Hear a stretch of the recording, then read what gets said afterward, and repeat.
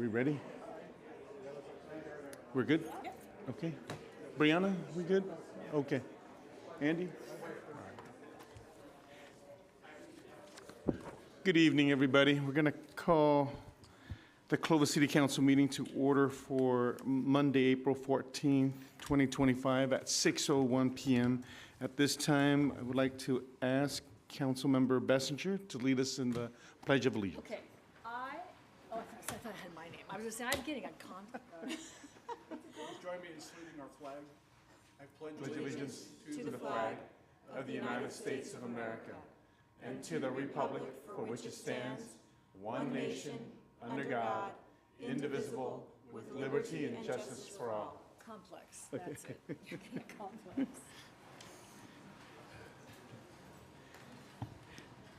At this time, would our city clerk call the roll? Yes. Councilmember Ashbeck? Here. Councilmember Baskell? Here. Councilmember Bessinger? Here. Mayor Pro Tem Pierce? Here. And Mayor Moana-Tua? Here. Okay. Next is the public comments. This is an opportunity for members of the public to address the City Council on an item that is not on our agenda. You will be limited to 3 minutes. So does anyone like to address the council on an item that is not on the agenda? If you do so, please step forward and Brianna will turn on the microphone for you guys. And if you could state your name and give your address for the record. Thank you. Yeah, my name is Steve Trevino. I live on Bullard Avenue here in Clovis. You have to forgive me. Last week there was a young boy. He died on Bullard Avenue between Armstrong and Temperance, and I don't remember his name, and I apologize for that. But that was one of the reasons why I'm here tonight. I don't know if you guys remember last year, I came up to the City Council and I asked you, would you feel comfortable if your child rode a bike, let's say from example from North Clovis all the way to downtown Clovis or beyond? And I asked that question. And I've come up here before and complained about Bullard Avenue. And I've complained about the traffic. I've complained about the situation with young children riding their bikes and walking to school every day. And I sent a few pictures to the city manager. If you could put a couple of them up, I'd appreciate it if you have them. Mr. Trevino, they are on the dais, but we didn't include them in the slide. Oh, no problem. Yeah. Anyways, if you look at those pictures, you'll notice that some of the sidewalks, they're not very wide, and there's some mailboxes and lighting posts, and so there's not a lot of room to get in between. And sometimes you'll notice some of the children and other people, they'll ride their bike on the street. Now there is a bike lane on the south side of Bullard Avenue, but there isn't on the left side because cars park their cars there. Folks park their cars there. And you'll notice that I also took a picture or pictures of the fence line where the ponding basin is at. And I wanted to suggest, I don't know if you can do this or not, if you can ask the Fresno Metropolitan Flood District to donate or sell the city maybe 3 to 5 feet to make it wider so that people, kids especially, have more room to ride their bikes down that path. Because if you look at those pictures, hopefully I took some right ones. You'll notice where you'll notice where the trees are at, and some of them are buckling. And from what I understand, the city is replacing some of those trees, and I guess they're going to fix some of those sidewalks. But where the trees are at, you'll notice there's only maybe so much room to get through there. And so I was hoping that maybe the city of Clovis, and maybe your engineers could work something out as to give people more room to ride their bikes and to walk. So anyways, thank you very much. Thank you, Mr. Trevino.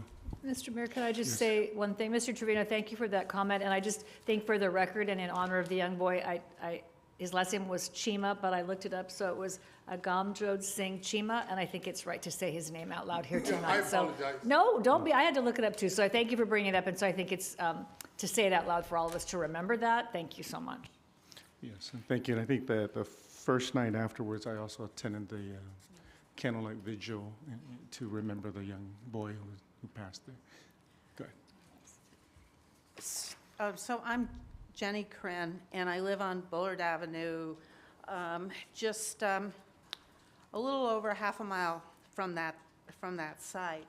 And Mr. Trevino did a good job in discussing some of the safety issues, but I do want to note that that's the second death we've had in that general area. The first one being in 2023 was the dancing man, who I've forgotten his name, the physician who would dance there.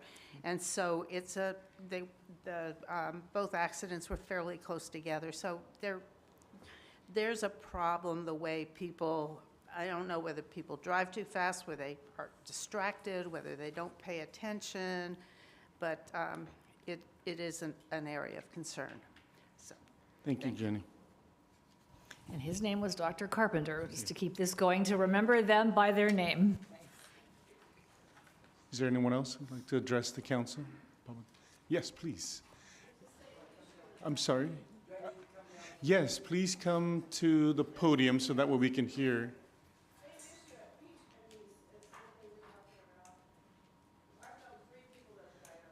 Okay.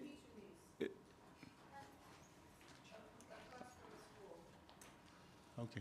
I think we were hearing from, I'm sorry, I don't know your name, but Joanne Franks, that Peach and Niece also has some issues as well.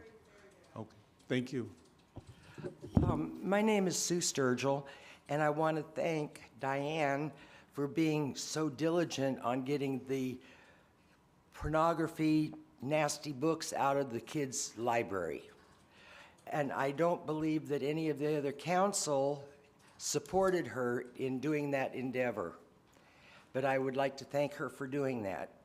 And another thing I would like to know is Clovis a sanctuary city? The police make it sound like we are. And they have told people I know that they will not help ICE.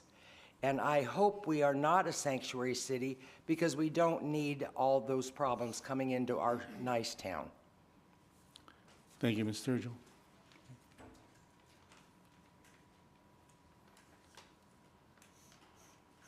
Anyone else like to address the council? Yes, please.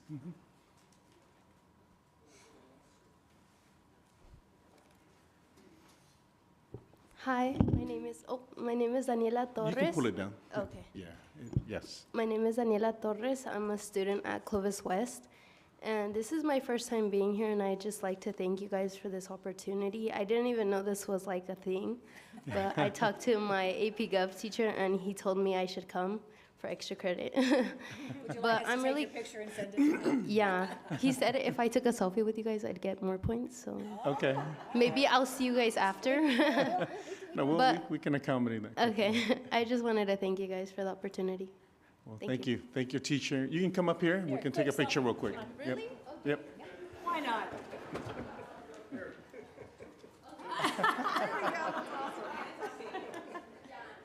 Is Chad here? Can?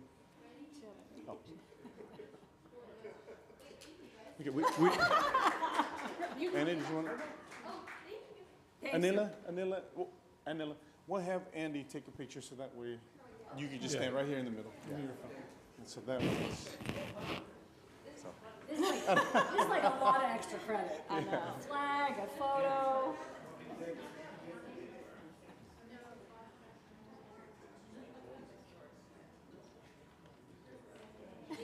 Okay. Tell your friends, we should do this every meeting. Anila, are you a junior, senior, sophomore? I'm a senior. Yeah. Senior, okay. So we do have a youth commission if you're a Clovis Okay. resident. And then you can tell the sophomore, juniors, and incoming seniors Yeah. that they can apply and then they can really get to know more about what Okay. the city is going. Yeah, I'm the president of the Latino Student Success Club Okay. at my school. So I'm really involved with like mentoring other students. So I'll let them know. Okay, Thank you, thank you. guys. Thanks for being here. Anyone else like to address the council? Yes. Hi, my name's Shelley Barnett Cash. I wasn't expecting to come up here, but since everybody's talking about traffic, I've lived in my house since the 70s, and Sierra Avenue used to be a very small street. I don't know if anybody's addressed it in past meetings, but from Villa to Clovis Avenue. There is no stop sign, no stoplight, anything. And it would be just the same as if you were on Shaw, where the Kentucky Fried Chicken is, and no stoplight from Kentucky Fried Chicken all the way down to Target. Can you imagine how fast traffic would be and how many people would race down that spot if they didn't have to stop at all? That's how Sierra is getting. The speed limit's supposed to be 40. People go 60, 70, 80 all the time there. A few years ago, there was a death on, I think it was New Year's. And I just don't want to see anything happen again because there is a senior citizen apartment complex across the street, and they're always trying to cross in their scooters or their walkers. There's a bus stop across the street, and Weldon is right there. And when school lets out, there's always parents trying to dodge the traffic. So that's all. Thank you, Shelley. Thank you. Okay. Yeah, anyone else like to address the council? Okay. We'll go ahead and close the public portion. I just want to note for the record, we do have a couple correspondence. And so we have Mr. Trevino's photos, and then 1, 2, 3, 4, 5 other public comments here on the dais for the council. Okay, next is the consent calendar. Consent calendar items are routine in nature and are recommended for approval by the city council. These items will be considered and voted on as a single item unless a council member requests separate consideration of any item. Does any council member wish to pull an item from the consent calendar? Okay, so at this time, we'll go ahead and open up public comment on items on the consent calendar. We have 13 items. Yes. Brian Wilson, 469 Bergen. Consent calendar number 3, the oversight for Measure Y. I had some issues with some information I got from the county, reference to, it was called the attorney's impartial analyst, looking at how it was, and there's a couple things on there that I would like to bring up. If it's time now, that's fine. Yes, it is. Okay. So- In that disclosure that was filed on August 16th of 2024 with the Fresno County clerk via the city clerk, it basically states in there that there will be, if Measure Y is approved, all spending of the additional revenue generated by this tax would be subject to public disclosure, input, and independent audit requirements. None of that is in the, 25.3.3.703. I didn't see that on the last meeting when you were discussing the items for that amendment or the municipal code for that section. I was just wondering what the disparity was between the two that was filed and what was being discussed, where there's no audit requirements in it. And if there's not any audit requirements in it, is that something that's just standard lingo that, you know, attorneys and people way above my pay grade get? That's one of the things I would have on that. There's no special audit. I looked into it, see if it was a code from the business code out being a general law city. I couldn't find anything, so I don't know where that came from, and I'd just like to have that looked at. As to, you're gonna approve that now. I know that in the writings, we can come back and address that issue later, but it's more of this. I'm not concerned about this council on it. I'm worried about the 3 or 4 councils later down the road when we're districts. That might have something we want to look at, is having that audit section in there. There's no teeth to the oversight committee as written, that if they could call for oversight in that committee, that they could call for an independent audit if something's not jiving with them. How would they pay for that? Is there a budget? All that kind of stuff. So thank you very much. Okay. Scott, can you sort of just address what was in the disclosure for the, I guess it must have been in the voter pamphlet and the materials too, what we did, if those are in alignment, or we, Absolutely. what is yeah. required? So that it's clear. if you recall, Measure Y is a general tax. So I think the impartial analysis is addressing just the general city requirements. Public input is always available on the city's budget.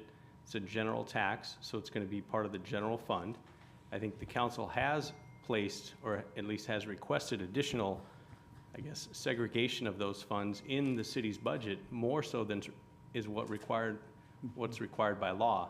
It is a general tax, it can be in the general fund, but you have asked staff to, I guess, segregate it out into a separate Measure Y fund.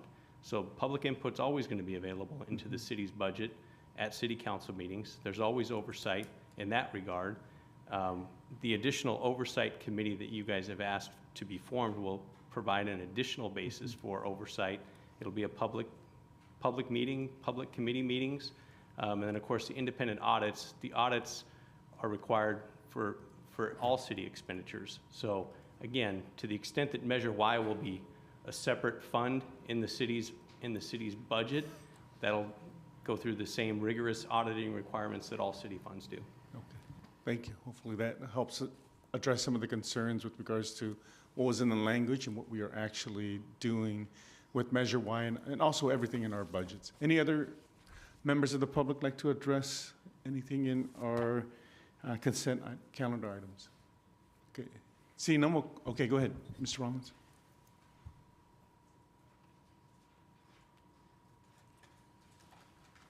Eric Rollins, 575 West Ashcroft in Clovis. For me, I just had a question about the number 4, $180,000. It's not clear exactly to me what that's for. It says proposals to approve purchase of 32 mobile data computers. Since it didn't really spell out what that was, I just wanted clarification. If it's a good reason, okay. Okay. I can take it. Andy? Okay. Our city manager can answer So that that's question. for the purchase of 32 replacement computers that go in our squad cars. They're basically very tough grade laptops that our police officers use to interact with our various systems. Any other questions or regarding consent items 1 through 13? Thank you for the input for our consent calendar items. We'll close the public portion, bring it back to the council. I'll make a motion to approve the consent items 1 through 13. Second. Okay, motion second. All those in favor signify by saying aye. Aye. Any opposed? Motion carries. Next is our one item for public hearings in the administrative items. This is item 14. This is an update on creation of a historic preservation board and historic district, and to ask council to provide direction. Staff on this is Mackenzie Perez, Renee Mathis, and I don't know. Lori Favini. Lori from Lozano Smith, okay? So Lori Favini, did I say that correctly? Okay. And so, go ahead, take it away. Good evening. Good evening, Mayor, council members. Tonight, you're going to be considering an update on the creation of the Historic Preservation Board and the Historic District. Before I begin, I did want to provide a quick comment on the notification for today's meeting. So we sent out notices to property owners within the proposed district boundary. Just over 1,300 notices were mailed out. We also notified the Historic Preservation Committee members. There were 10 on the list, so that's the notification we provided for tonight's meeting. So we are here to provide an update per the request of council at the January 21st meeting. The council requested an update on the creation of the Historic Preservation Board and the Historic District. And then staff is seeking additional direction from council regarding the next steps of creation of the board and the district. So just wanted to provide some quick background. So in May of 2022, the city received a letter requesting that the city form a historic advisory committee. And then in September of 22, council directed staff to establish that committee. Staff went back to council in February of 23 for additional direction. And then in March of 23, the council appointed members to the committee. There were 10 members that were selected to participate as part of the committee. And between March 23 and May of 24, staff met monthly with those committee members. And in July of 24, the committee brought recommendations to council, which council adopted, and I'll go over that on the next slide. And then in November of '24, staff held a property owner informational meeting for those property owners within the proposed district boundary. So at the July '24 council meeting, the council directed staff they adopted the advisory committee's recommendations. It had certain criteria that would be used to establish landmark sites. That included age, location, and a few historic criteria. Council also directed staff to look into the process of designating a historic district, and directed staff to bring back an ordinance that would establish the Historic Preservation Board. Council also directed staff to include a standalone element in the general plan update for historic resources. So that fourth item will continue to remain through the general plan update process. The criteria was adopted and staff looked into how a district would be created, and that would be done through ordinance. And the establishment of the board would also be done through an ordinance. So just wanted to show an outline of the aerial. It's kind of hard to see, but the boundary of the proposed district is bordered on the south by Barstow, on the west by Minnewawa and the 168, on the north by the Trail and Sierra Avenues, and then on the east by Sunnyside. It's the same boundary that the Central Clovis Specific Plan has. So in November 19th, staff held a property owner informational meeting at the Clovis Senior Center. Notices, again, were mailed out to those property owners. Over 1,300 notices were mailed. We had over 200 property owners attend the meeting. We discussed the background, our process, what the historic district meant for those property owners, and then we addressed any questions or comments property owners had. We did receive property owner feedback, both in support and opposition. All the letters that we received to date were included in the staff report. The majority of those were centered around the property owner meeting. We did get a few more based off of the notification for today's meeting, and those were included at the end of attachment 2. And then there's a couple, or maybe one that you received on the dais today. So feedback that we received in support is that the district and the board would preserve and protect Old Town history. It would maintain a unique character, preserve tourism, and then there'd be adaptive reuse of existing structures. There would be an increase in property values, and then provide some Senate Bill 9 protections. And I'll elaborate a little bit more further into the presentation. Some of the concerns that we heard were the desire for less government regulations, more involvement with the board appointments. They prefer members live within the proposed district. The fiscal impact on staff resources for creating and administering the cost of the district. Any additional information on historic designation criteria and guidelines. And then what it meant really for a property be listed as a historic site and what restrictions would apply when property owners wanted to make modifications. Some felt that the process was backwards and that property owners should have been involved sooner. They also felt that the Central Clovis Specific Plan and our current design guidelines provide enough to preserve the historic resources and character of Old Town. So based off of the information that we received at the property owner meeting, we wanted to provide a few options to council. These are just options. If there's another option that you guys would like to explore, we can discuss that and move forward that way. But the first option, and I'll go over a little bit more detail in the next slide, but the first option is to only create a historic preservation board. The second would be just to create the historic district. And then the third would be to move forward with council's original recommendation from the July 2024 meeting. And then the fourth option is to do no ordinance amendment and continue to process and review development applications in compliance with our general plan, the Central Clovis Specific Plan, and then the Old Town Design Guidelines. So you'll see on the table here, it outlines the 4 options. All 4 options will continue to use our general plan and our specific plan and design guidelines to implement and to review during review of development applications.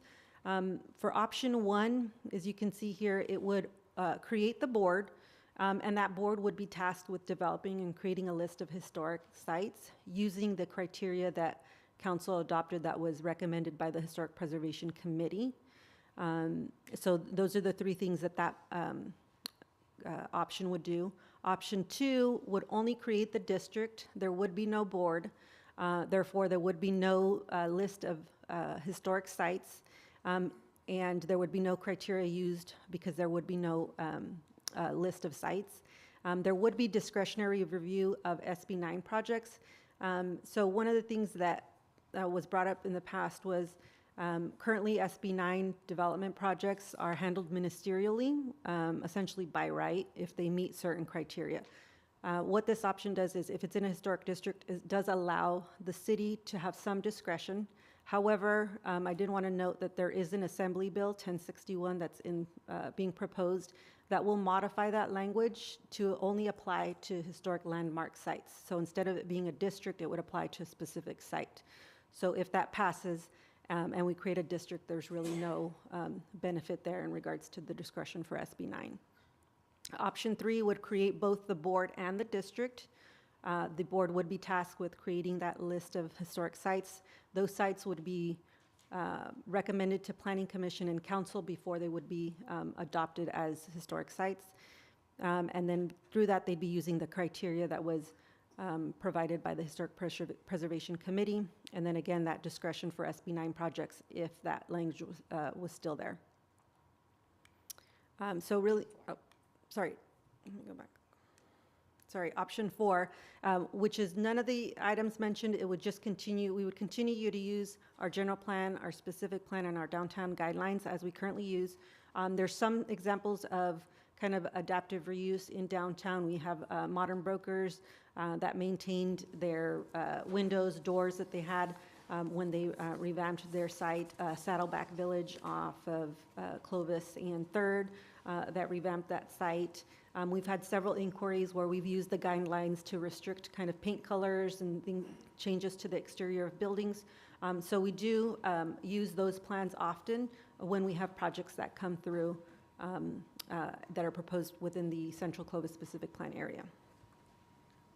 I had a quick question for you. Sure. Just on, you said it was SB 1061? AB 1061, AB Assembly 10 Bill 1061. And if that was passed, that would say you could not have a historic district and only historic sites? Yes, if that passed, the proposed language is that instead of it applying to a historic district, it would only apply to historic sites. So Lori, if you want to add anything specifically. The city could still adopt a historic district. It just would no longer have the benefit of providing for discretionary approval of SB 9 projects. Thank you. Okay, so our next steps. Oh, sure. I have a follow-up. Go ahead, Drew. Sure, Drew. Who would designate the historic sites? So the way that it would work is with the board, one of their tasks is for them to survey the sites throughout the district boundary, determine what sites meet some of the criteria, at least 3 of the criteria that the Historic Preservation Committee recommended. And then when they have that list of sites that they think meet that criteria, they would bring that to Planning Commission, and then they bring that to Council for approval. So this Assembly bill, if it passes, would forego districts but allow sites, and if we had a commission, they would do the selection and the Planning Commission would look at it? Yeah, so like if we had a board and then they created a list of sites and then Planning Commission and Council adopted, say, 10 sites, and someone, that property owner of that one site or one of the sites wanted to develop under SB 9, it would, if this new bill passed, they would be able to still go through the process, but the city would have more discretion because it's a historic landmark site. If it was any of the other sites within the area, it would still be ministerial. We wouldn't have that discretion anymore. And could you just clarify for the people in the audience what SB 9 is? In case Yeah, they don't so know? SB 9, it's Senate Bill 9. It's the California Home Act, essentially was developed to provide additional housing opportunities on residential sites, accessory dwelling units,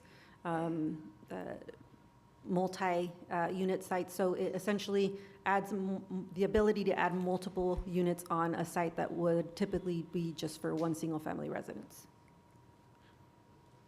Thank you. Okay, Go ahead, so Mayor Pro Tem. Let me. sure. Sorry, one more follow-up question on AB 1061. Is there any state agency or that would already have any kind of say or oversight over if we had a board that came up with that list of historic sites? Or do we actually still maintain some measure of local control over what we as Clovis determine to be historic landmark sites? Yes, so it would be, if it's a local, a site that was adopted through local ordinance, that would be what we would do through the ordinance amendment. If it's a locally designated historic site, that would apply still. So would that, if we had that list of historic sites, would that still allow some discretionary review with SB 9, or does only the district have something to do with SB 9? It would only be the sites designated historic. So if we had a district and we had 10 sites within that district, it would only apply, the discretionary review would only apply to the 10 historic sites, not the district. Right now, the language reads, it would apply to the historic district. And anything outside of that would be ministerial. Thank you. So our next steps essentially would be to implement council's direction based on what option is selected. We have a few questions that we probably want to have follow-up on. They're included in the staff report. So towards the end, if there's an option that you wish to move forward with it, there may be a little more clarification that staff will request before we move forward. I'm just going to make a comment. I was trying to see who the author was, but it's interesting, the piece of legislation came as a countermeasure to cities that were using that to avoid SB 9. I mean, so it's sort of like, can't do a good thing by lifting up a neighborhood because the legislation is for people that are trying to abuse that in some cases, I'm sure. So anyway, I just think that's an interesting point of probably no relevance at all, but it's sort of where we are in the world. Yeah. It's like an upside down, I don't know what. Right. So we found out about this assembly bill listening to a webinar that the League of California Cities was putting on, and I think they are taking a position in opposition, not supporting it. Now, I don't know where that will go, but that's as much information as we have now. Mackenzie, my question is with regards to the meeting that sort of brought attention to the, what was the purpose of the meeting and how was it presented so that, because when you look at what we designated and we charge this commission with, it seemed pretty broad, and the steps seemed where neighbors can still come forward if an item was designated. It's like you said, it still has to be approved by planning commission and city council. So can you give the dynamics of that? Because it may have been some misinformation someplace for it to think that we wanted, as this council, wanted so much control over property rights of this little district right now. Yeah, so one of the tasks was for staff to look into how would we create a district. So when we researched, we found that we would do that through an ordinance. And so adding a historic preservation board as well would be done through an ordinance, so it'd be done through an ordinance amendment. So once staff determined that we would do an ordinance amendment for both the board and district, we felt that it would be helpful and necessary as part of the process to provide information to those property owners within the district, or the proposed district. So we wanted to hold a property owner informational meeting to provide that information. I think some of the concern was that it wasn't enough information as they would like, as much detail. That would be one of the tasks that the board would do. So if a board was created, they would be tasked with surveying and then also recommending criteria of when certain development or certain projects would require review by that committee or by that board. But that detail of information wasn't there, so I think a lot of the property owners felt that they wanted a little bit more detail. Are they going to get taxed, or there's more information? So we weren't proposing that much detail at the beginning, because I think we were hoping that the board would be tasked with that, and then at the later time we would come back with another ordinance amendment to include those. So at that stage, we would also provide notification to those property owners as well once that level of detail was included in the ordinance. And in that meeting, were the 10 notified and asked to attend to sort of share that, oh, we were the 10 that were selected to also help navigate this process, so that way there are actual citizens Yes. who are helping us in this process? So we did not notify, we only notified the property owners within that boundary. Typically, for something like this, we would notify the property owners and then kind of go out buffer. But we did not, however, we did have one committee member that was in attendance, Cora Shipley, and she did speak and did provide a little bit of feedback of her involvement with the committee. Okay, thank you. Yes. Just to add also, Mark Wall was participating on the committee, and he was notified as well as having a business within that area. So there were 10 on the ad hoc committee, and 2 were within that property owner informational meeting list. Yeah.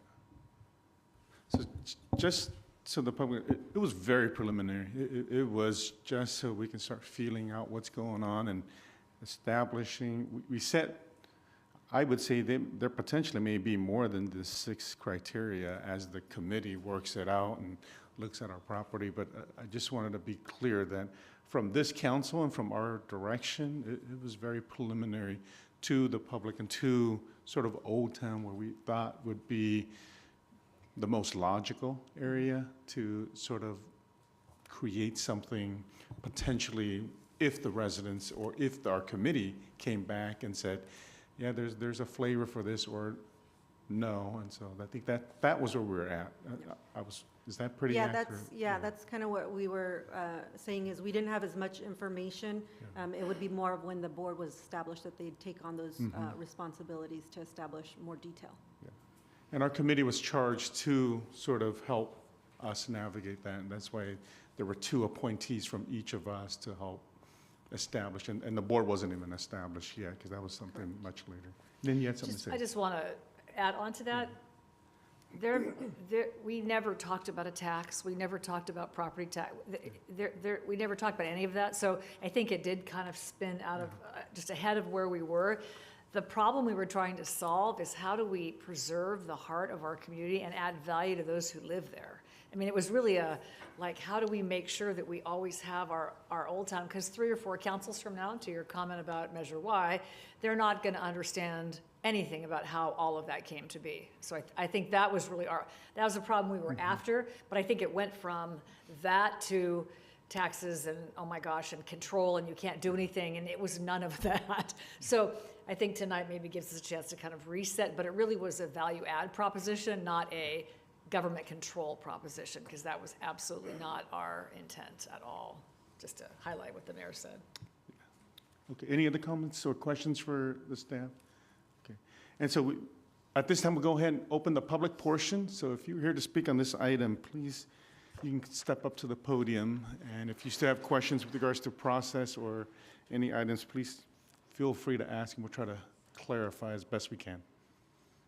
And once again, my name's Shelley Barnett Cash. I was at that meeting. Clovis is just dear to my heart. Like I said earlier, I have lived in my same house since 1974. Raised my children here. Wish they had stayed in Clovis, but they have since moved across town. But I like the fact that you guys want to keep it like it's always been. That meeting did get very heated. People were very upset because of the control issue, and I just want to make sure, that's why I'm here, because I wanted to see exactly what it was about. I thought we were going to have another meeting like a month or 2 afterwards, and I kept thinking, well, I must have missed it or something. So I just wanted to know, are you guys going to be having another meeting with all of us before everything is approved, like the neighbors and the neighborhood? Because I know a lot of people still have concerns. I had another question, but I can't remember what it is now, but that's all. Yeah. I just want to make sure you guys, see if you guys are going to have another meeting before, that was it. One of the concerns was the committee members, because they wanted to make sure it was people that actually live, in the heart of Clovis that have an input on this. So I didn't know if you guys had already had your committee set up. Have you reached out to some of the neighbors to see if they were going to be involved or wanted to be? And the initial committee is just a steering committee, a committee to establish sort of that committee that you probably are more interested in. And with regards to public meetings, our staff will always and continue to meet with the public. I think they met with you first, and because of what they heard, that's why the council wanted to bring this back to address all of you once again, and also to give direction to our staff. And so that's why we're here. Go ahead, sir. Hi, my name's Brad Avery. I've been in my house for 42 years. I'm at 251 Cherry Lane. That's Cherry and 3rd. My wife has been, that was her family house since 1963. And it's gone from Sierra Villa Park and Forest area to what it is today. My background is I'm a general contractor, just kitchen and bathroom remodel, small time. But I was working with the El Camino Miz machine when we paved all the alleyways. And I was with El Camino Miz machine when we did the city streetscape. So I'm very familiar with what's underground and what was built and what was put in. And things seem to be done a little bit backwards. And I'm concerned about this SB 9. Is that something that has passed already? And we're putting all these cottage community homes in to make up for SB 9? There is no makeup. It is a property owner's right if they would like to split their lot. So it's a state law that gives property owners the right to do that. From what I see, we have 21 Airbnbs. We've got developers tearing down one house, building 4 houses. Yeah. Now, one of the houses already, they had to tear up the alley, tear up the driveway, tear up the concrete, because what's laid under that asphalt is 1950 Orangeburg sewer pipe. So as soon as the estate people moved everybody in, it blew the sewer system. They took our water lines out of that alleyway from the rear, moved it into the front. Now those older homes, the way that they were built is they came in with a 3/4 inch line from the alley and it went to a 1/2 inch toward the street to keep the pressure built up in the home so you can use more than 2 faucets at a time inside the house. When you move the water back around after everything was paved and the front street was sealed, they opened it back up, they put the water line in. Now we can only use 1 faucet, 1 bathtub at a time. And that's been a lot of years, and they said, well, nobody's talked about it. Well, I live on a street that has a lot of 80 and 90-year-old people, so they've asked me to speak for them because they're afraid to speak for themselves. Retribution, I don't know, it's just age. It's an age thing. So we've got water pressure issues, we have sewer issues, we have this, and I just wanted to show you, this is what's called Orangeburg pipe. This is what blew out inside. This is what we have in our alleys going down our laterals to our mains. And if you put a snake in it, it'll rip right through it. We need to update things before we put things on top of it. We are in a blackout area, I call it. We only have street lights on every corner at every stop sign. That means that all those homes are in a blacked out area. Our alleys are completely black. Between Cherry Lane and Mini Wawa, we have 28 new structures. And we have, I don't know how many more transformers we've put in, but we have no lighting. We have no hydrants. No, in the alley, 0. It has to come all the way around the front or break over the yards to put these houses out. Now, the fires that we've seen in Los Angeles, in different areas up north, it catches a wind and it creates its own weather. We start putting all these little houses all stacked all together, and we aren't going to put them out. Mm-hmm. I don't even know how much pressure that we have in our fire hydrants to cover an accident. We have to do some serious looking into this construction issue and maybe get our water updated, our sewers updated, our electrical updated. We've got people selling drugs outside of the homes. If you can summarize. Okay. Yeah. We need help. Okay. We need help, and that's what I'm asking you guys for today. And thank you, Mr. Avery. Okay.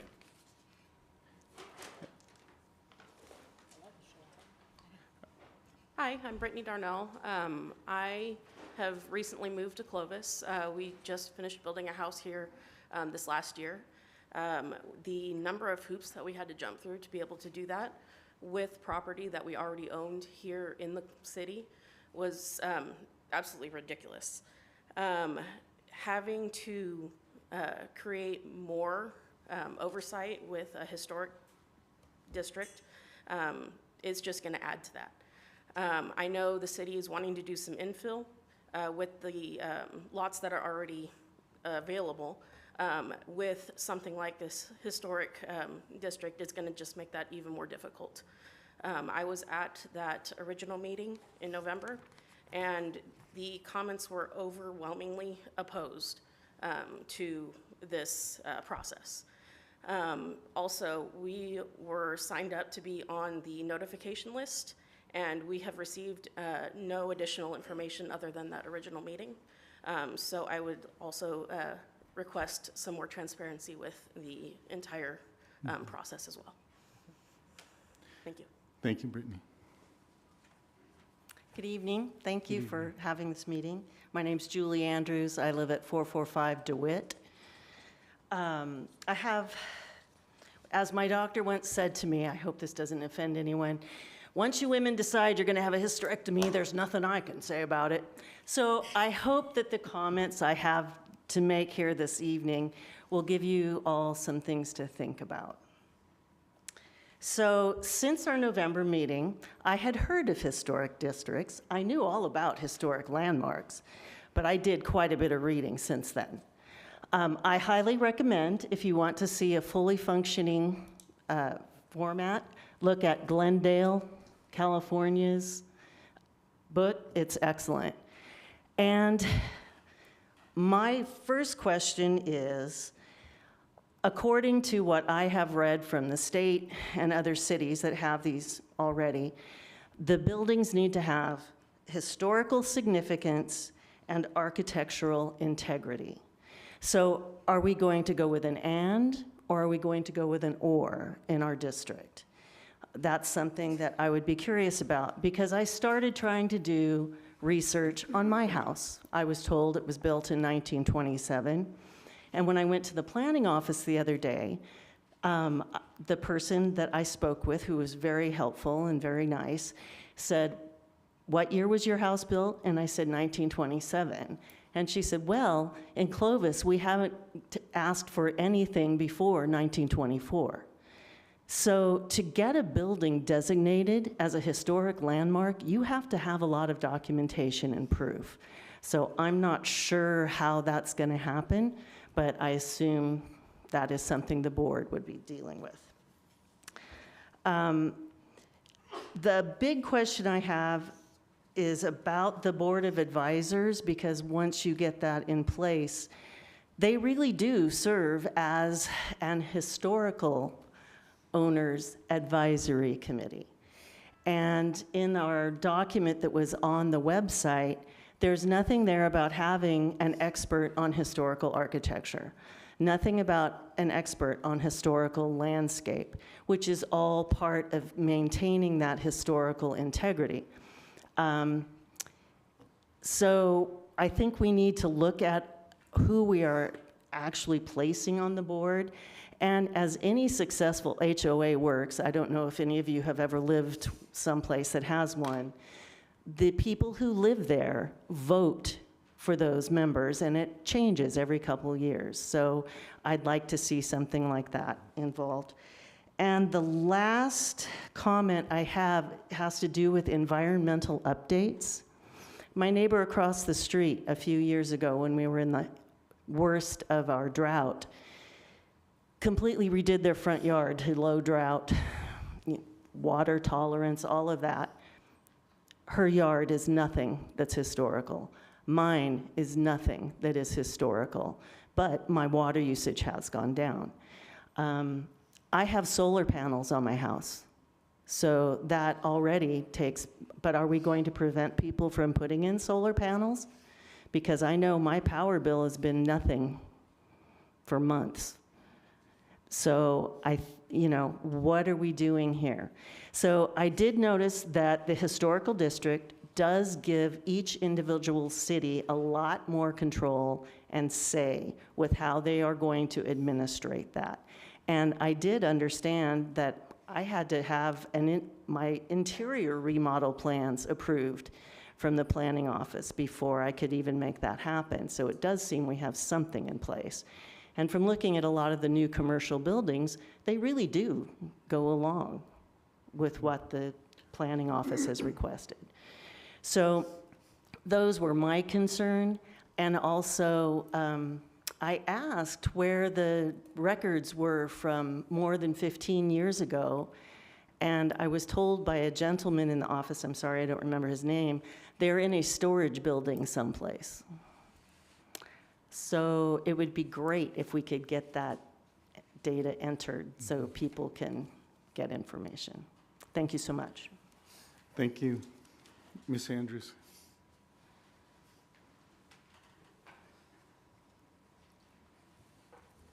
Good evening. My name is Sam Lucido, and I am not here for extra credit. Do you want a selfie, though? We can take a selfie. Pardon me? You want a selfie? Later, maybe. Okay, just check. But I thought that was wonderful that someone was here for extra credit.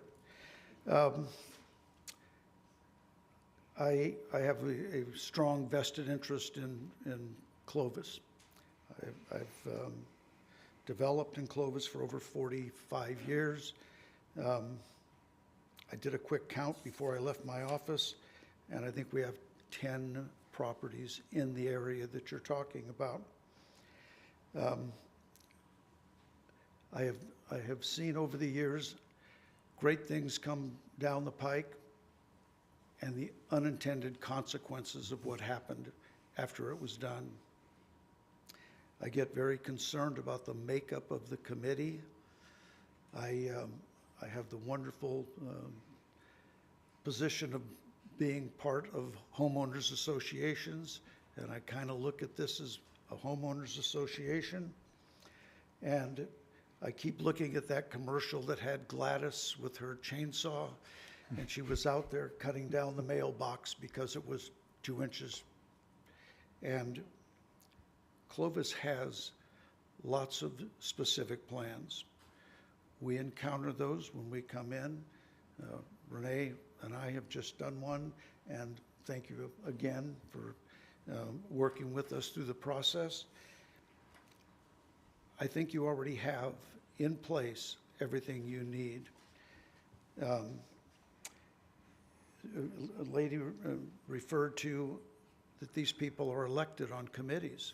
Homeowners associations are. There was talk of a PBIB development, or, and this is a tax. I know you're not talking about taxes. Don't get the wrong idea. Don't shoot the messenger.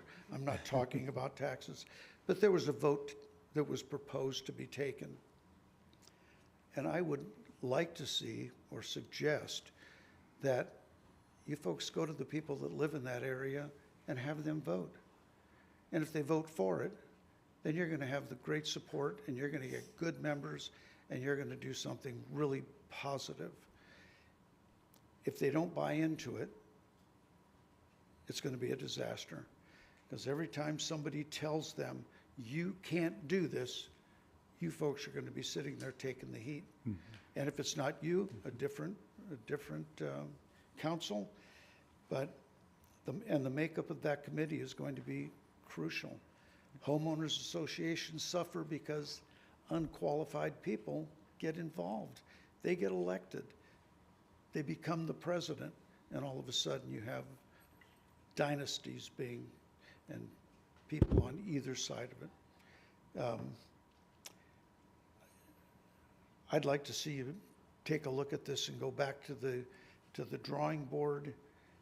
You have some good ideas, build on those, but get a buy-in from your people. And if they have a vote in it, then they will tell you what they want. Rather than coming from the top down, it will come from the bottom up. And I thank you for the opportunity to speak, and I thank you for the opportunity to get my picture taken. I will sit back now. Okay, thank you very much. Thank you, Mr. Lucido. Anyone else here like to address? Go ahead, Cora.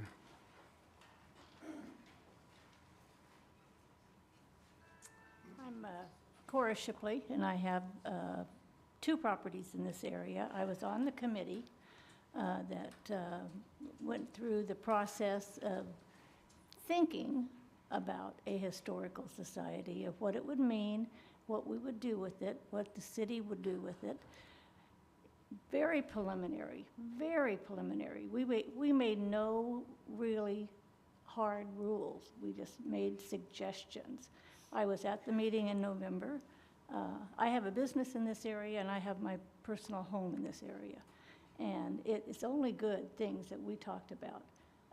We talked about improving it. We talked about this AB, whatever the state of California is doing. State of California never does anything any good for Clovis, I'll tell you that right now. And if we can have a little more control over what they are going to allow property owners to do, whoever was talking about the fourplexes on one certain property, right next to you, that's atrocious. They're 2 stories, there's 4 of them on one little piece of property. And if the state of California says that everybody can do that, you're going to change Old Town forever. And you talk about water, you talk about traffic, all of that. My understanding of why the committee was formed was to try to give it a little more control, local control, and that would be us and the city and anybody that lives in that area. The meeting in November was not quite what it should have been. It didn't have enough information. The people thought that we were going to tell them they couldn't paint their house blue, they couldn't paint it yellow, they couldn't do this, they couldn't do that. The committee, there's other people from the committee here tonight, we never said that. We said specifically that we were not going to have rules and controls like they do maybe in the middle of Washington, D.C., or they do in the middle of Boston. Those are totally different areas than what we're talking about. Old Town is just it's a jewel of Clovis. And if you lose that, I have the ice cream store. And so I get people that come in there every single day from other areas. They love Old Town. They love what we have done there. I've been there since 90, and we have worked hard, the business organization of Old Town, to hold it like it is and like it's always been. And I hear that every day. I hear that from somebody, that they love that area. So that's the only thing that committee was wanting to do, was to preserve what we have and not to let the state of California mess with us. So that was it. Thank you, Cora.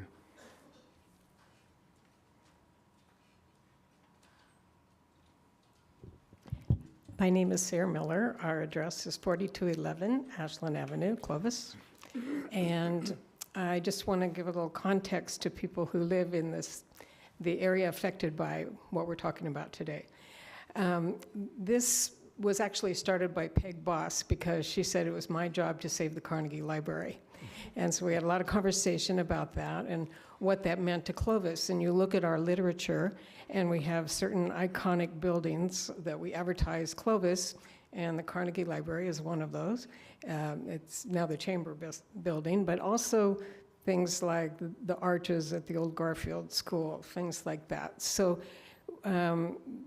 there are lots of opportunities available to save old buildings in America, and there are grants and there are tax benefits and so forth.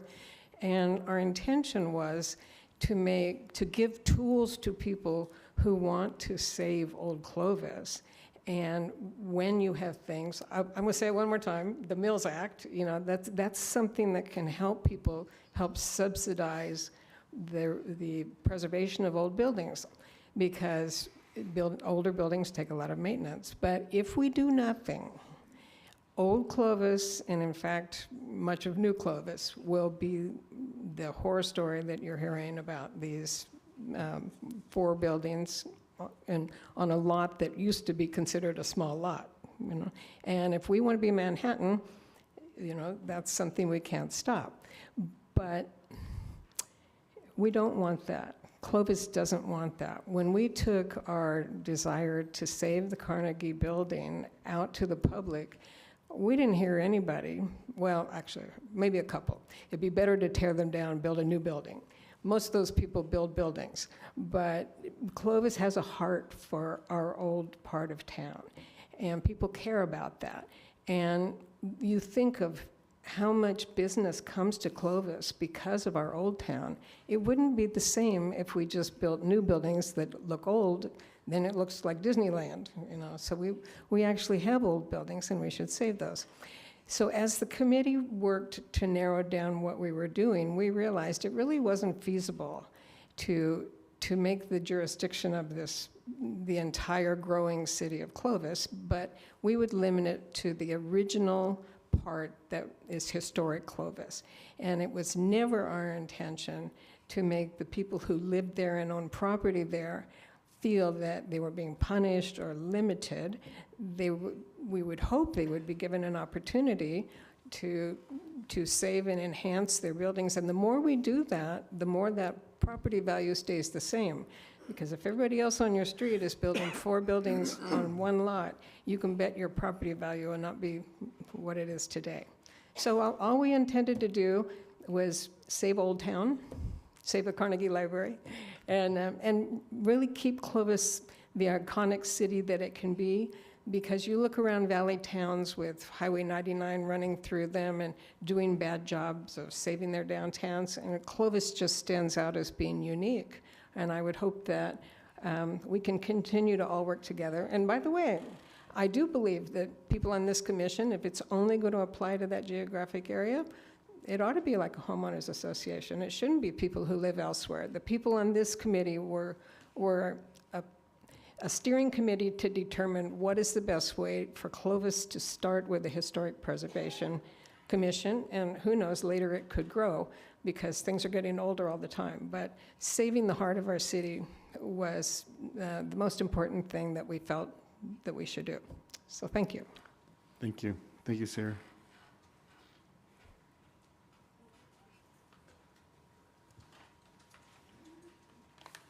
Good evening. My name is Stephen Trevino. I live on Bullard. I don't live in Old Town, but it's been a big part of my life. I grew up here in Clovis. I'm 67 years old, and I went to Weldon Elementary, Cole Elementary, Clark Intermediate, Clovis High School. Year 76. That's when I graduated, and downtown Clovis is not what it was 40, 50 years ago. There used to be an A&W root beer right there in the corner of Clovis and 5th Street. We just lost Clovis Lumber. I remember going there with my dad. He had a 55 Ford pickup, and we used to go in there, and there was a little store right there. We used to go in there and buy Dutch Boy paint, okay? And there used to be a petroleum place right there on Clovis Avenue. And just recently, I went to the park, corner of Sierra and Clovis Avenue. It was always Clovis Park. And now they named it after some train depot. But last week, you were talking about a senior center, some apartments on Barron, I believe. And you know, those folks, when they want to go shopping, where are they going to go if they want to walk somewhere? If they want to go somewhere and buy some milk or bread or whatever they need, just the basics. I know that downtown Clovis right now, Old Town, is controlled. They don't want any McDonald's or any chain markets.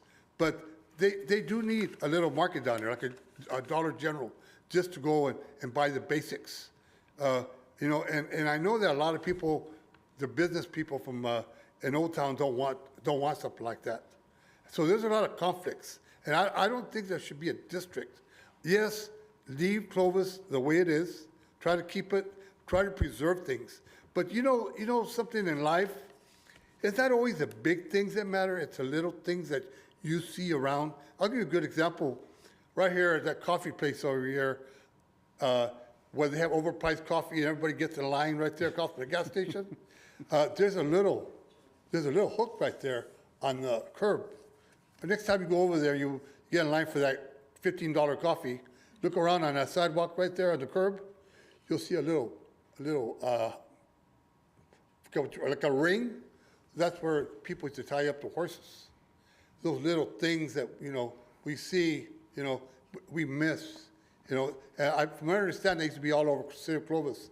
From what I understand, Ms. Aspect can tell, knows more about it than I do. But there's a lot of little stories about our town and things that we need to point out and we shouldn't forget. I'll let you go, but one little thing, if I can mention, there's a gentleman, he's on Tuesdays at the historical building here, the corner of 4th and 3rd Street. I'm sorry, 4th Street. And Pulaski, Pulaski. Okay, I'm sorry. Anyways, there's Shelby, Officer Shelby, very older gentleman. He has a lot of stories to tell. And I was asking him, I said, sir, when I was a little boy, there was a bunch of soldiers right here in Old Town Clovis. Nobody seems to know anything about it. He goes, yeah, I remember that. He goes, they closed down the whole town. And it was back in 1968, 69. And he was telling me the whole story about that. And so there's a lot of little stories, a lot of things to know about this town. I went to where you went for the dog park, Letterman Park. No one seems to know who that park was named after. What's the story behind that park? I've asked several people, maybe someone here knows. But anyways, I'll let you go. Thank you. Thank you. Thank you, Mr. Trevino.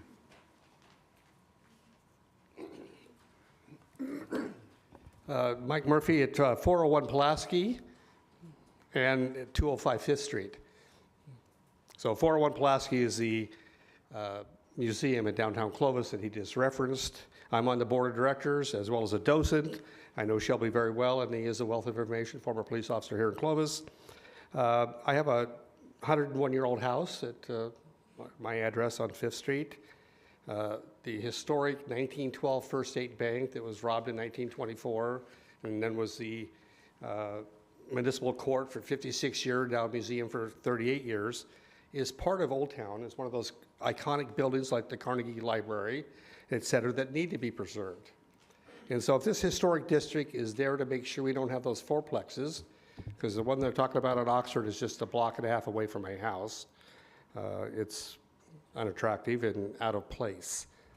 And I think that the Clovis Dry Creek Historical Society, I think we're probably the only historical society in the city of Clovis, should have a board member on that board. Because we have 10 qualified people. There's one sitting right over there, by the way. And I think I'm going to address the fact that we're going to make the mayor of Clovis an honorary member of the board of directors for the Clovis Dry Creek Historical Society. You're now a member of the board, Mr. Mayor. We meet the second Tuesday of the month. I need to renew my membership. So, well, probably need your permission, but just to know that we, obviously, the city owns the building, and we appreciate that. We don't, we're based on membership and people dropping money in the little box on the way out. And every day that we're there, someone comes in from out of town, out of state, out of country, and says how wonderful it is in downtown Clovis.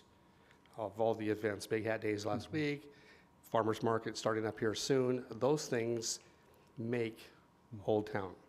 And so I hope if this historical preservation area contributes to that and protects it, it would be a good thing.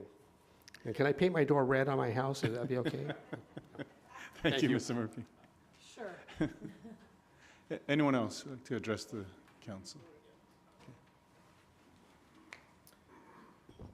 Greg Newman with the Clovis Chamber of Commerce, 325 Pulaski Avenue, and thank you very much for having this meeting. Just real quick, I don't need to talk about the history and how this all started, but I certainly agree with Mr. Lucido. We as representing 525 Clovis Chamber members and the business community of those members, we do feel that the city currently has a mechanism in place through what Mrs. Mathis, what Renee talked about. So if you're voting for an option, I know they proposed option 1 through 4. We feel that option 4 would be the best option. I think the city of Clovis and the staff are really smart folks. I think they have a lot of great architects and planners in the planning department, and they can clearly see if something doesn't belong or something's being proposed that needs some further evaluation. So those are my comments on this. You know, we want to make sure that as we go through the redevelopment, as our economic times go up and down, that we do not limit the property owner's ability to bring in a tenant into Old Town, especially in a building that's looking for a tenant. We want to make sure that, especially with the building codes the way they are today, that tenant is able to operate and get their building permit and be able to open up their business. And some of those hurdles conflict with what some people may feel are the historical nature of a building. So you're constantly weighing those things on what is allowed for the building code versus what may be aesthetically pleasing or historically.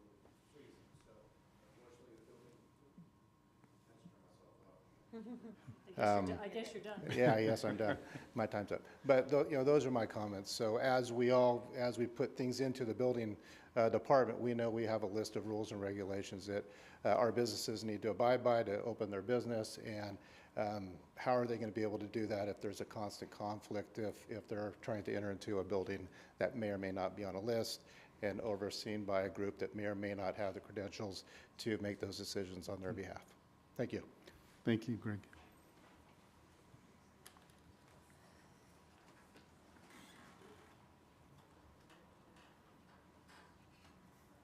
Good evening. Adam Holt. I live at 231 Woodworth. I also own a house at 106 Woodworth where my parents live. I have a business at 451 Clovis Avenue, and my family owns that commercial building as well. I also volunteered on the steering committee that came up with the preliminary guidelines. Pardon me. What I hear is a very distinct separation of ideas here tonight. There is clearly a different sentiment from anyone that owns a commercial property and what they want to do with it to engage in commerce and attract the right tenants and do it affordably. I agree with that. As somebody who lives down there, is a resident down there in the sections of the area on the map that have homes in it, I think that is a separate or an adjacent issue.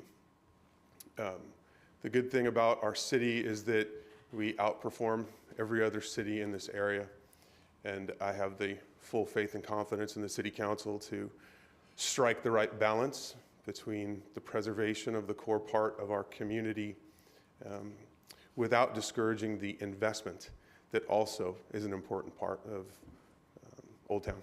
Thank you. Thank you, Adam. Well, I was trying to wait it out and not even talk, but hi, I'm Scott Glenn. I currently live at 2723 Nice. I own 3 properties in the boundary, 2 of which probably would qualify if the guidelines were what I anticipate. 1 not so much, but I also have 3 businesses on Pulaski that are about 200 yards apart. And we made that choice for a real reason, and it's because we love Clovis. I just know, to me, the speakers, whoever comes up here, we're giving you food for thought, right? What Brad says is true. Infrastructure is failing and can't keep up with the kind of development that California's SB 9 allows. I don't know how the city fights that. I don't know what you do to mitigate California's overrule. I thought that this historical region was supposed to be, or district was supposed to possibly help mitigate that. And it looks like with the other new, what'd you call it? D something, yeah. That coming up is gonna force your hand again. And the gentleman that just spoke last, he said, yeah, there's more than one problem. And there's more than one aspect that each of us look at. We're residents, we're business owners, we're administrators, we're contractors, developers, people with hope and people with disgust.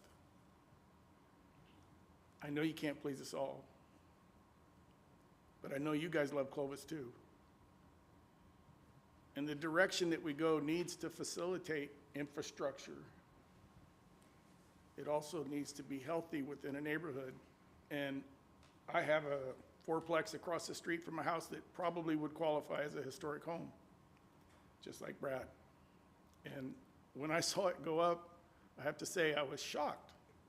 And then I found out that, oh, the city's hands are tied because of SB 9. They don't have to have the setbacks, and they don't have to have their parking, and they don't have to have the restrictions.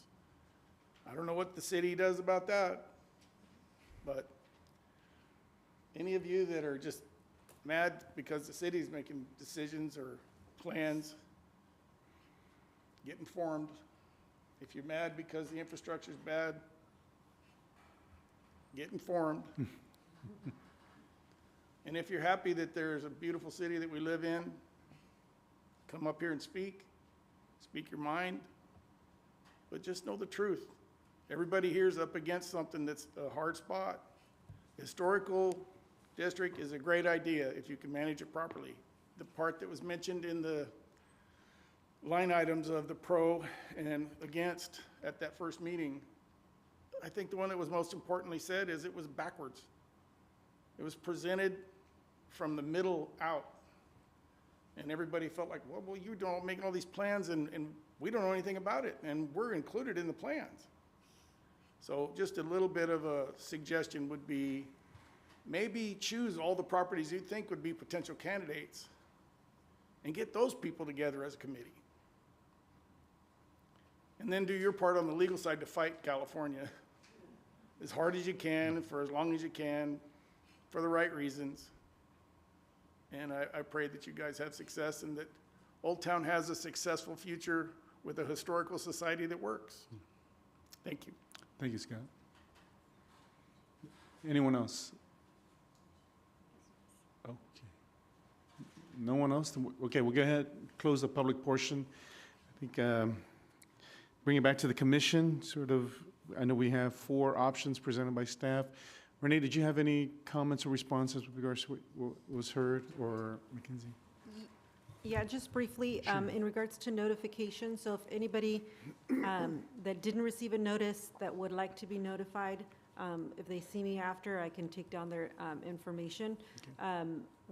We've only sent out 2 notifications, one for that property owner informational meeting and then tonight's meeting. At the last meeting in November, we were anticipating to go back to Planning Commission, or to go to Planning Commission and potentially in December, and then City Council, but because of the comments, that kind of pushed that out. Those dates were tentative, so those meetings did not occur, and no notices were sent out for that. Whenever we do have Planning Commission, or if the direction is to move forward, they will be notified again for those meetings as well. Okay. Go ahead. I just have a quick question. Based on the comments and stuff tonight, can what's considered outdated infrastructure block the building of homes through SB 9 going forward, based on what we've seen from what was displayed today, and how it's affecting water pressure or things of that nature? Is that potentially a route we can go? So if you meet all the qualifications in regards to like setbacks or anything like that, they only get a building permit, and we wouldn't check for because it's a by right use. So essentially those are things that are expected of that property or could happen. So we wouldn't be able to add additional requirements for utilities or services.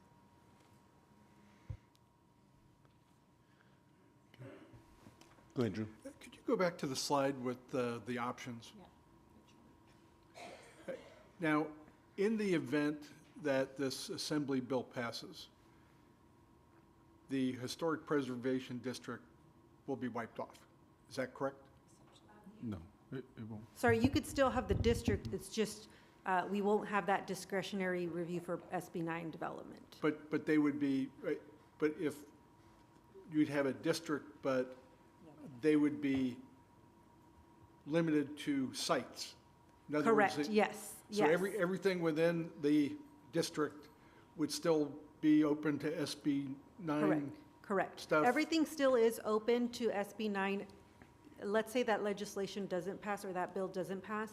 It would still be subject to SB 9, however, we would now have discretion. So it doesn't tell us that you cannot do it. It just means the city has discretion to review the application and provide comments. So if it's near a historic resource or in an area of historic significance, we can add comments for that, but we can't outright deny it. And we already have existing discretion and authority to deal with commercial developments, what they're going to look like, things like that, right? Correct, yes. We have the Central Clovis Specific Plan, the Old Town Design Guidelines as well. Okay, I'm just wondering if, there's some things I think we can kind of work through, but if Sacramento's going to throw us a curve, I hate to have to retread these grapes and rip a Band-Aid off a wound. And to be honest, when you go down DeWitt, Pulaski, Woodworth, there are some beautiful homes that I would like to live in, actually. And there are some very blighted properties that if my choice is to look at that, if I was to buy the house across the street and say, okay, they want to put 2 or 3 or 4 units in that lot, I would almost go, okay, I'll take the new stuff, because some of them are pretty bad. And they definitely pull down the neighborhood, and there's more than a few. So I'm not sure how much we can do based on what our friends in Sacramento are going to throw at us. I'm looking for some thoughts here. Any other thoughts? So I'm going to start at the top, and I think the point, Sarah, your point about why this group gathered is to save the heart of our city. That's what we all share. It doesn't really matter where you live, whether you live in the district or in the neighborhood or not. So I don't want to lose that. That's how this started. How it got turned into can't do that, can't do this. That's not on the table. I don't know where, just that emerged from somewhere. So if we could just put all that back to what we started for, I think maybe the list of options are from the committee are a good start, but I think we need more work on it. I would love to see kind of a general plan advisory committee model for this work in this place, in this neighborhood. And I would like to encourage our staff to hire a consultant to manage the work, because I think our staff doesn't have the bandwidth to attend to that. And I mean, it took a year to get from the council to the first meeting. It was almost a year. So I feel like we could invest some resources. And if we spent, I don't know, 6-7 months focusing on what we're trying to save, because I think we're trying to save the Garfield arches. There's that. We're trying to educate, to Mr. Trevino's point, why is Letterman Park called Letterman Park? Where was the site of the first hospital? Diane, you made a comment that you'd never heard the story of Hoblet Hotel. What is that story? If you could see that walking around, like, that would be super cool. I know the Historic Society boards talk about that. But I mean, I think there's save things that are old, educate people who are new here and don't have the story, so we can tell the next generation of stories. And then I think down the road, we talk about, I'd rather see, what about neighborhood, blight, that kind of stuff. I think neighborhood, that kind of stuff. I think there's a hierarchy of ideas that we could get at that gets at infrastructure and some of those things. So I don't know that we need to decide all these options. I'm not sure we need a board today. I think we need a steering committee of folks that are willing to just do the work for 6-8 months and come back. But what we all share is saving Old Town. And if we don't attend to it today, it will absolutely disappear. Not tomorrow, probably not in my lifetime. I'm just getting kind of toward the end. But I mean, maybe not in any of our lifetimes, but it will go away. And I think if we're trying to imagine 50 years from now, we want Old Town to be better than it is right now, and why people love Clovis. And so I just think, I don't want to see this, because we can't quite figure it out. I think we have things we agree on. We have a goal that we share. And I think we could layer the work out of there and see what we can come back with and make these initial recommendations from the steering committee even stronger and roll them out to folks who live here. Commercial and residential is a good distinction. To Sam and Adam, that's a good distinction. So I think there's more work. I think if it was facilitated in a way that layered it out that way, I think at the end we'd have something better than we even imagined today. And I think we need a consultant to help us do that, because I don't think you guys would have the time. That would just be my, if you have the time, then maybe, but I just don't know that that's real. But I think it's important enough to do it, and so we can hold on to that and the work that's happened now. So I think it's super important. I don't think it's any of those options necessarily. I think it's trying to keep some kind of a work group together with a hired consultant to do the work and work through it so we can get more input. Because I'm sorry what happened. We didn't even actually know you were having that meeting when 200 people showed up, so there was that. The process was upside down in a lot of ways. But whatever that was, just tuck that away, put that over here, and start over again about trying to build what we want to have down there. But I think the possibilities are super endless, and I think we'll be glad, and I think your property values will be higher when we can kind of rise up the whole area, holding on to why we love Old Town Clovis. So that would be I'd be option 5, whatever that is. Go ahead, Diane. So I've kind of been all over the map on this, to be quite honest, as far as the initial intent of obviously preserving Old Town, saving that heart of the city, that has never gone away. But as far as what the best option or path forward to accomplishing that, I've been on every single one of these options like 7 different times as I kind of keep moving forward and working through it. And even as I came into this meeting today, some of the thoughts that I had have been shifted from not just the reports and new Sacramento legislation, but also some of the public comments and just kind of those additional perspectives. So thank you to all of you who showed up to the property owners meeting to be a participant in that. Thank you to those who served on the committee that kind of helped get this ball rolling, even if it wasn't the smoothest path we've all been on. But this is what I think is so important about what this process is, because I think how we feel, or at least how I feel right now, has been shaped by all of you who have come forward and shared your perspective and your comments. And to that end, I do agree with Councilmember Ashbeck that I think there is an incredibly positive end result that we can get to. I am not, at this moment, I really do feel like the state of California continues, I mean, it's like deja vu all over again when it comes to, they give us SB 9, we say, okay, well, there's certain things in our old town that we want to be able to maintain some local control. So we figure out ways to try and still abide by their regulations, but maintain our integrity of local control. But then they just come right back around and say, you can't do that either. And I feel like that's where we are with the district option, the historic district. So I still see with the concept of a list of historic sites and a board being able to do that, that's still on the table for me, because I think it still gets us where we're looking to go, which is that we want to have some say over how we preserve our old town.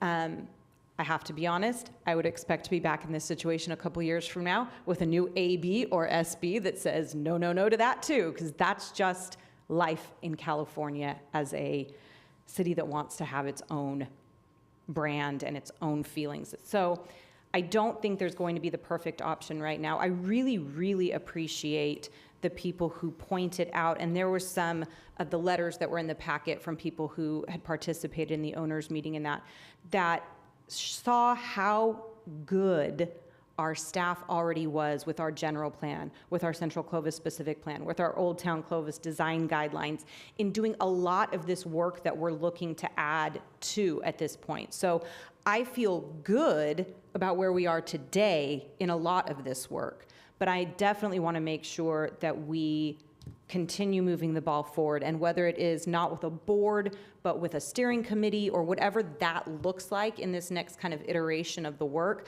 I'm still all for it. And one thing that I kind of took from a lot of the public comment from the property owners meeting, plus those of you tonight, is that importance of the buy-in from the people who are there and the participation on whatever it is, whether it's a steering committee, a board, or anything else. We need the voices of those people, residents and business owners, the whole shebang. I want that buy-in, because I do think that's important to making sure that it's successful. So I don't know exactly what that means as far as which option I'm for at this point. 5. I'm for option 17 and a half. But that's kind of my mindset and my perspective on where we are right now, at least. No, I totally understand because you are, I don't know if you're Clovisians or Clovites, so, but Clovis residents, because you heard the most 9 terrifying words that Reagan said, right? We're from the government, we're here to help. It's because of that, you're like, oh, no, no, no. But I hope you know that this council wants to be able to preserve what is real. I came in '96, and I still feel like I'm a newbie when I talk to those who have been here generation after generation. And what Mr. Trevino was saying about, well, that was something special. That is something special. And when we were talking, if this governing body is not intentional in preserving its history, it'll go away. Because the next developer will erase it because it doesn't make enough money. It doesn't look good enough for what this new space feature wants, okay? Whatever that next generation wants. But if you want to preserve where you come and there's a talking point where people go, why is that tree? Why did we not take down that tree in the middle of Sierra over there? Or why is that chimney there? Or why does that building look like that? We need to be intentional in preserving that and in making sure that does not get erased. But you have the ability to tell us what that is. And I think we are right here. I see option 3. We are just at the beginning trying to get going. And this conversation allows our steering committee to go, okay, there might be a residential part, there might be a commercial part. How do we identify? We heard a lot about who should be on this committee. Now we have some ideas. So notice we need to move forward. That's the way to go. 3, where all the check marks are there. And then for those who don't like the development in the residential, currently this protects you with SB 9, or it gives you one extra layer. And so the quicker we can get this going, the better we can get there. Because all we did with this meeting, and we may not have been the best messenger at the last meeting with 200 of you, we own that. We didn't present it well. And so now, hopefully, you can tell your friends, this council is going to listen. They have not made any rules yet. When they make the rules, we are going to be at that planning commission. We're going to be at that city council. I'm going to take this out, put that in. You should put this guideline, take out that guideline. We're not even there. And so because we are the government, you're afraid. Oh, no, they're going to restrict my rights. And I think this council goes, no, we don't want to restrict any of your rights. As long as there's something in which you will buy in and you say, yes, we want to preserve it, so that the next generation, not even next generation, the new residents who move in, who just moved in to North Clovis, who come to Old Town and go, oh, even the street signs are different. Okay, why is that water tower? Why is the Carnegie Library there? Why is this here? That is the story we want to preserve and we want to continue to tell for many, many generations. And we need your help. We need your help. That's what I see this conversation going. But the only way for us to get there and get there quicker is option 3, not option 5 or 17.5. I think we need to get there and allow your fellow appointees, who you know, Mr. Holt, Sarah, you know, the 2 Wright brothers. And so everybody knows these individuals who are caring for this community. And they're just trying to reach out to you to work with our staff and go, staff, this is what the neighbors are saying. Include us in these meetings and discussions. Help us or let us help you draft some of these guidelines before you go to the commission or before you go to the city council. And I think we need more of those meetings of actually developing and discussing the guidelines, because now they're interested, meaning the community is interested, they're going to come out and we can start drafting them before we even think about coming to the commission. So there's some more consensus. We require developers to meet sometimes 2-3 times before they bring something up. And since we are the developers of this commission, we will honor that and continue to meet with you to bring a product that suits the vested or the interested parties in Old Town. So I say it's option 3. Let's move forward. Let's preserve. and not be fearful of us just being government trying to take over your lives. I think we want you to empower us to save your livelihood and to save your way of life and to save the buildings and or trees and or little rings on the on the sidewalk, because whatever it is, we need to preserve that, because if you don't, then soon there will be no Old Town and there'll be no place that is special about what the heart of Clovis is. That's where I'm at. I'm trying to understand, are you saying that we want to implement everything on option 3 or look at this as a No, check? option 3 says to go forward. When we go forward, we will then start to look at what the Historical Preservation Board is. So they'll talk about it, present something to bring forward. They'll even look at the district, so we can still create the district. And then they'll start to look at potential sites with the criteria given to them on July 1st and go, these are the ones. All we have are 5. You know, or they will go, oh, we have 500. But that is something they can work out, because the only way we get all these done is option 3, which means we move forward. That's what option 3 means. We move forward. And then right now, if we do option 3 and we create it in time and AB 1061 doesn't get passed, we get that SB 9 protection, and then all of them would get this general plan. We're doing the general plan update right now.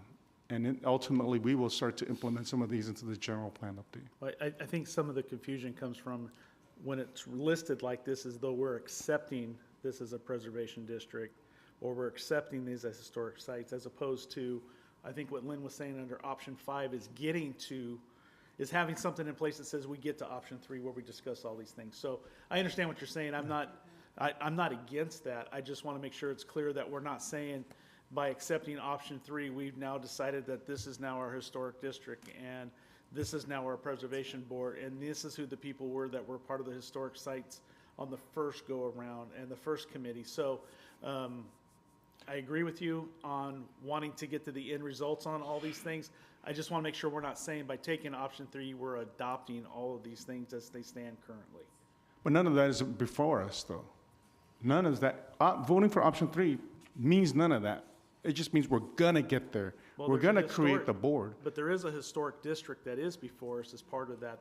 I just want to make sure we're not saying, we've gone out there and said, now that we've selected option 3, we've accepted all that. It's the only point I'm making. Yeah. Any other comments? Can I thoughts? add Yes, just, go ahead, Mackenzie. so just for 2 things for clarification. So again, with the SB 9, it would allow some discretion. It would not Yeah. allow us to deny projects. That's correct. But it gives us discretion. For option 3, if we were to create the district, and then that bill passed, it would still apply, and really that district would just be, that wouldn't apply for that necessarily. The third thing, or the second thing, was in regards to if option 3 was selected, staff would go forward and work on an ordinance amendment that would create the board and create the district. That language would be brought through an ordinance where we would come back to Planning Commission with the specific language in the ordinance that would outline the criteria for the board. I mean, that's where we'd have a few more questions. Yeah.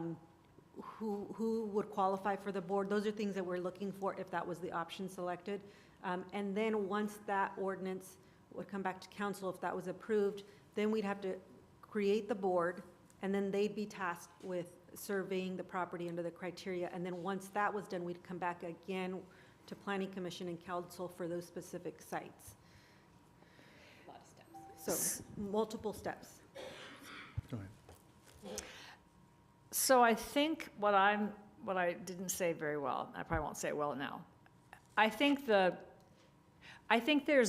these might not be the 5, 6 things that we would choose under option 3. There might be other solutions. I don't know what they would be. There's a district, maybe there's something else. I don't even know.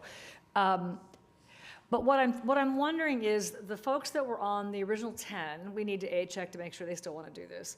And I think B, we need to invite more people in the room. I feel like we need to do a do-over of the November meeting, because people came there more to oppose what they imagine, like, oh my gosh, here comes government to help. But if we had a public meeting where we could say, okay, here's sort of the framework, but what would that be? What would that look like? I don't know what you'd write an ordinance about today, because I think we have enough kind of, it's a little of this, a little of that, don't do that, don't do that. I'm not sure we have enough input, and you would write an ordinance that we up here would look at it again and go, well, I'm not sure. So I almost think we need a do-over of the first. And I mean, you all are the do-over-ees. I mean, does that make sense to come back and let you weigh in now what makes sense now that you've heard all of this? And then we could get more ideas, more input. You've lived here forever, I mean, right, what is that? What is that? Because infrastructure, I don't think, came up anywhere. That's interesting. And can you declare it undevelopable by SB 9 if there's no water line? I don't know. It's a good question. So I just feel like we need a do-over. That's all. I don't think we're ready to say. I think there's these options and probably 5 more, but a facilitated process with all of us at Senior Center, getting to what do you want to see, and then it'll sort itself out. Signs and old buildings and new buildings, and yeah, you can paint your front door. Who wanted to paint your front door? Mike wanted to paint your front door red. He's not even listening to me. Mike, I'm talking to you. You were a teacher. You spent your life making people listen to you. Just kidding. You can paint your door red. Yeah, you can. You absolutely can. But you can paint your front door red. No, I'm just kidding. Huh? Yeah. That's right. Oh, yeah, well, if it's paid off. So anyway, that's what I think. I think we should for sure go. And if one of these makes you, like, is it go more than other? But I would suggest a do-over. With this conversation, this framework, what is it that you want, if anything, and then we sort that out and develop an ordinance based on that. I don't think we have enough, I think that the 10 people did their job, and they gave us the framework. The 200 people came and said, what are you doing? This is a terrible idea. But somewhere in the middle of that is what you all said tonight that's affirmative of what you want to preserve in Old Town. So that's what I would say. I don't think we're ready to do any of those things. That's, I guess, what I'm saying. I want to go, but I'm not ready to say these are the 6 steps. I think I would kind of dovetail on that because, Mackenzie, when you list out, okay, this is what we as staff would go to start working on, it's like, and we still have a bunch of questions about all of this. I think that's what's come out from tonight is the idea that we want to move forward with any and or all of these concepts, with the end result being of preserving our history, the heart of our city, Old Town. But I do agree that we have more questions to answer before we task staff with crafting an ordinance. So whether that is going back to the 10-person committee, whether that is soliciting, volunteers for a steering committee, a lot of the people who have spoken here tonight, I think, are ready to volunteer for that, and I hope that's the case. But I do agree that that's where we are. And I not so much a do-over, but okay, now we have a better understanding of where we all of us really are and where we want to get. And so we just need to take a different path. We have like a little more runway here before we're ready to make any kind of decisions and craft ordinances and that kind of thing. That I definitely feel. Any other thoughts? Is it pretty clear, staff? So I think what I'm hearing, and I think it's a consensus, but Yeah, really. council, feel free to say if otherwise, is that staff should go back and have some more community meetings to get further input on this, to refine what everyone is looking for, and bring that back to council for consideration, probably in a workshop format or similar environment. And then at that point, that could provide direction for the ordinance to be drafted if there is one. Another thing to be aware of is that we are launching our general plan update committee like now, and that, as council directed, is going to have a historic preservation element in it. So that is another option or way to address these issues. That'll take some time. General plan update is not like a 6-month or 9-month process. It's a multi-year process. But that could be a way to take a really deep dive per Councilor Ashbeck's thoughts of having a consultant take a look and really get into some of this at a deep level. Well, maybe the Old Town guidelines need to be updated or edited, or I'm not sure. So that might be, that's the last line on your option. So we may already have the tools. I just think it's too soon to say it's these 6 things. So, and I really strongly support finding someone to help you do that. Whether it's a Dwight Kroll or someone who has a history with Clovis who could facilitate that, or there are people that do those workshops all the time that could gather from 200 people in 2 hours, like some super cool ideas. So I think that's what we need, and then I think we'd be able to decide what it is, because there's probably 6 other ideas on here. And can I just reaffirm that whatever it is we do going forward, I personally want to make sure that that infrastructure question and the challenges is part of that discussion, whether it's what do we have that we can help navigate some of the state mandates? Is that a way to kind of buffer ourselves from some of those things? Or are there options out there to address the challenges and issues that exist for the people who are already there and what they're having to deal with? So if I can affirm or confirm that the council direction is to do some more work with the community on this issue, get some feedback, come back to council with some ideas and thoughts on how it could be implemented going forward. Some of that may be as part of the general plan update. Some of that may be things we can do in the interim as well. Because I think there's some simple things we could do here. And we could all take a field trip to Glendale. And then if I can ask my staff, is that clarity for you? Okay. Excellent. Okay. All right, thank you very much. That concludes item 14. Thank you, everybody, for coming this evening. I will allow you to speak because I respect my elders, so. What is her name again? Lynn? Joanne, Mrs. Franks. Mrs. Franks, yeah, I'll repeat what you say. Go ahead.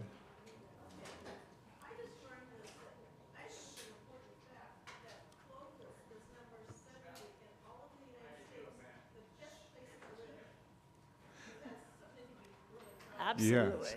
So the statement was that we are number 70 in the entire United States of the best places to live. So thank you. Yeah, we take pride in that.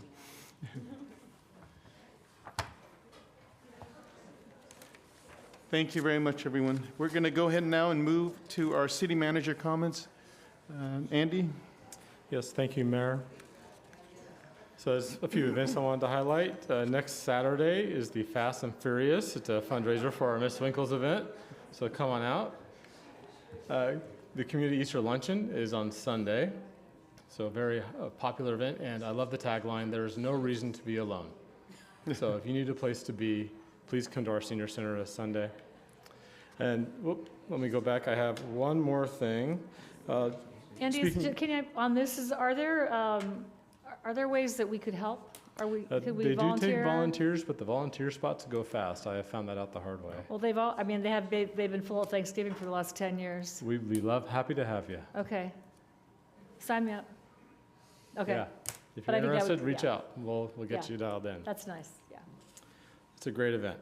Yeah. And then also, starting in May, we'll start peeking at the general plan. There's 2 community workshops coming up on Thursday, May 8th and Wednesday, May 28th. These are interactive workshops to get vision and what people want in the future of Clovis. We'll get that information out. There is a website with all this information, cityofclovis.com/general plan update. So we'll be rolling that out soon, but the general plan is here. And don't forget, next week is rodeo week. And that concludes my comments. Thank you. Now we'll move to city council comments. Councilmember Basco? Okay. So I'm going to throw this out there, and it's something that I've thought about for some time and kind of been kicking around bringing it to the council to see if it's something anybody's interested in. But we've talked about we're going to districts. We have to go to districts. We're doing all these things. So my question is, do we start talking about term limits for city council members? I know that term limits comes up a lot in different conversations. I know that term limits have been proposed for, various different things. I know there's been a state of California surveys done that said 77% of the people support term limits on local government. So I don't know if it's anything anybody else is interested in talking about going forward. I know it's something that typically is voted on amongst the citizens. But as a council, is that something we should be talking along the lines of districts of should we be looking at term limits for the Clovis Council itself and letting the voters decide that down the road during an election process. So I know there's different ways. I know we talked to, when we did our Measure Y, citizens committees can bring those forward and make those happen, or councils can agree and make those happen. But it's just something I think that, at least in my perspective, that we should talk about going forward, so. But I'm open to what everybody else feels, or I know that's kind of a bombshell to drop, but we don't really get to talk about anything otherwise, so that's why I'm putting it in the council comments. I share that that's been something I've thought about for quite a while. So I think it's absolutely appropriate to have that conversation and see, kind of as you say, it's like all of these things are going on with districts and all of this and that, and so I think it's more than appropriate to bring that forward. What are the other thoughts? I'm open to the conversation. You know, I think it's an appropriate question. Oh, I mean, I do too. I mean, we still have other open questions going back to districts, like, I don't think everybody gets to be the mayor. Or what are their qualifications to be the mayor? Or do we rotate the mayor? Or how do we do that? So I think we have open questions on our first, and then this as well. So I think it's all kind of part of the same cloth. But I think it's a good conversation. People should weigh in on what they think. Yeah, definitely. Don't tell Harry. Scott, some of it is council discretion, some of it may be citizens. When does that conversation happen? You know, you mentioned that, hey, you know, the next time you reorganize, you can set where mayor only goes 1 year. But when can, so that way that the questions that are presented here, we can. Yeah, I mean, I think to Councilman Baskel's point, that would be, I mean, the discussion would be something that the council could put on the ballot, similar to what you did with Measure Y. You could, if the council so chose, discuss at a future meeting and then propose some language to put on a ballot measure for the voters to decide if you wanted to for term limits. For the mayor rotation, that would be something that would be council driven. If you want to have that discussion as, you know, a separate discussion or along with it, but just a subcomponent, that wouldn't be something that you would put to the voters though, to choose the mayor, because we don't have an elected mayor. We didn't select that option to have a separately elected mayor. So that's how you want to do mayor rotations, how often, any criteria you want to have for mayors. That's your discretion. So we need to have that at sometime before 26. I guess. Yeah, likely we would need about, for the election part, that would need to be done probably about a year from now, where we start that process or relatively far along. So the question could be asked, because in the summer you need to provide the information to the county registrar, correct? Yeah, I mean, ultimately, similar to, again, with Measure Y. I mean, if the council wanted to put a measure on the ballot for the voters to decide, you would have to get that in place, I don't know, July, August, whatever the deadline is, and it's like 88 days before so whatever the election date is. So again, we're just slightly over a year out from needing to do that. So doesn't have to happen at the next meeting, but probably want to have that discussion if there's a consensus, which I think there was, to at least initiate that discussion at the council level. And then obviously, you know, if we had a workshop or something, you'd be getting feedback from the public at those meetings, you know, whatever that might be, so. Yeah, I just think if that's something we're going to do, I don't think we should wait a year, you know, before we start having those discussions. I mean, I think it's something to discuss sometime in the near future, and then see if that's something we're going to pursue before the next election, or the public's going to pursue before the next elections. You know, one of the other things that can be done, just as a reference for this council, is, you know, seeking out Blake Zonti from the Maddie Institute to do his own survey, you know, from his institute, if he's interested in doing something along those lines, because he can get another perspective as well that could be provided to council. I mean, it's pretty independent when it comes to the Maddie Institute, so. I think go ahead, Joe. I guess the only concern I have is putting something on the ballot that's going to cost us $100,000 to put on a ballot. I wouldn't want to, if we're going to do it, I want to do it in a manner that doesn't spend a lot of our taxpayer money. I don't know what it costs to put Measure Y on, but I certainly don't want to spend $100,000 to put that on the ballot. Hopefully there's a different way. One thing I'm thinking about, and I don't know what your plan, Vong, is to do those round table, or they were not called round tables, like the town. Mayors, whatever they are. Okay, In yeah, your, you yeah. know, the, going back and maybe out, we yeah. don't do as, I mean, maybe you do 3 instead of 5, I don't, whatever. But Yeah. I mean, you could, in the future, we could have, like, you could, not we, you, could have like Be subject 3 specific. topics. Like, Yeah. I want your opinion on this and this, so we can, you know, we can spend 6, 8 months gathering. We've done good, we did surveys around Measure Y, so there's ways we have our own survey capacity also. But I mean, I think we don't have any good town hall ways to do that in Clovis. I wish we did. We could try a town hall to see, but I think if you did another round in 6, 8 months and you did 3 and said, oh, whatever it is, but you could have a couple of topics just to get the conversation going, and then you'd at least get a flavor for it. I mean, I don't know, just a thought. It's worth talking about. Somehow it's worth talking about, for sure. I think it's good. I think there's a majority, yeah, so. Yeah, just want to make sure I have clarity to bring an item back. May not be till after summer recess, based on the council, like building our agenda, that would cover the term limits. And I want clarity on the mayorship. Is that also something that should be discussed at that time or addressed at a later date? I think we can address it all together, even though they may take different avenues to get approved. Okay. Because if we can get approval on something, now we know already. Yeah. Well, and the mayor thing is real. I mean, we need to have an answer. I mean, if term limits turns out to be a better idea for 28, or, you know what I mean, it doesn't, whatever, but I think we need an answer for that, Yeah. for sure, one way or So the you other. can combine That's- those. that's both. clear. Mhm. Okay, thank you, Matt. Councilmember Bessinger, comments? On Saturday night, I attended an event at the Veterans Memorial District for the Association of the United States Army.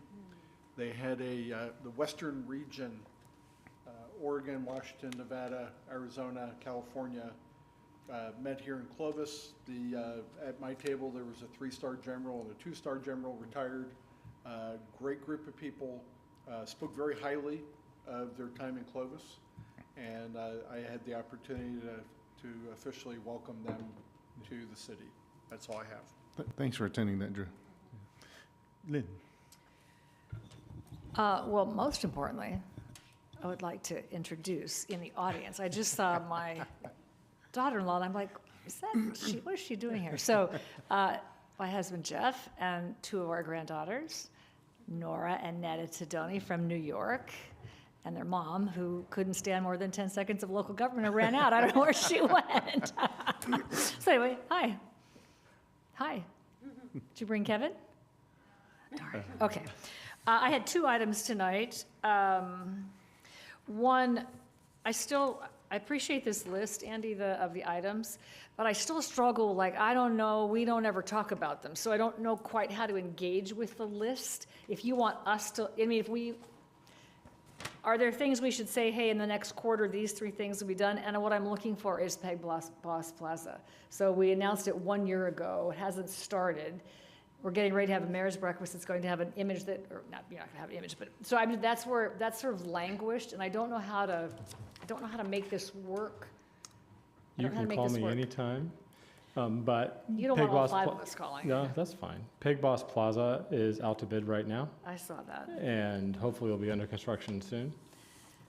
So I appreciate the list. I guess I just don't know quite how to interact, or what do If you you have want? feedback or things that are on there that you feel aren't accurate or languishing, Okay, we want to so- hear that as a staff. And that's a list that comes from me, but it really represents the whole entire executive team. Okay, all right. Well, as long as it's out for bid. So I think, wasn't trying to interact with it in a way that was useful for you all. Yeah. Otherwise, we're all No, going to that's call great. you. Or How you about can- this? How about that? You can bring it up, during council comments, but you can always send a note or call me. That's fine. Okay. And then my second item is, you sent a note out about potentially one of our retailers that may do reorg or file for bankruptcy. And what I wonder about is, in light of Measure Y, and as we budget for FY '26, I still don't think we should budget for the whole 28 million, and I feel even more strongly about that. So what I wonder is, could we get kind of an assessment of our top 25 tax producers, and what are the impacts of tariffs and whatever's happening today or that'll be different tomorrow?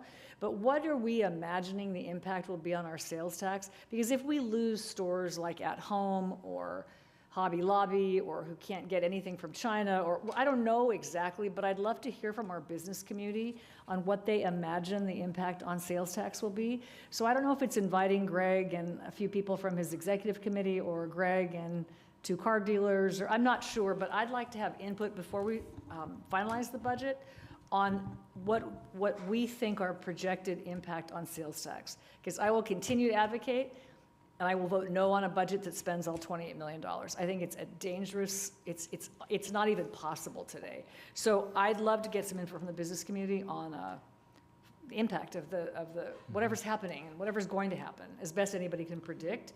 Because by some people's estimates, the world could end on, Friday. It's been a volatile Other week. people are like, oh, it's no big deal. So somewhere in the middle of those two things are the right answer. But I'd love to engage Greg, business owners around the table, just to talk about what they see, so we can adjust our thinking at least on our budget. So not sure what that is, but There's a few other resources we could bring to council as well. We have a third-party sales tax consultant that looks at those things at a pretty deep level. We can provide some reports to council. The challenge for businesses is they don't like to share how much they produce or even provide predictions in a public forum. But we have some information we could share with council that could be really valuable in that discussion.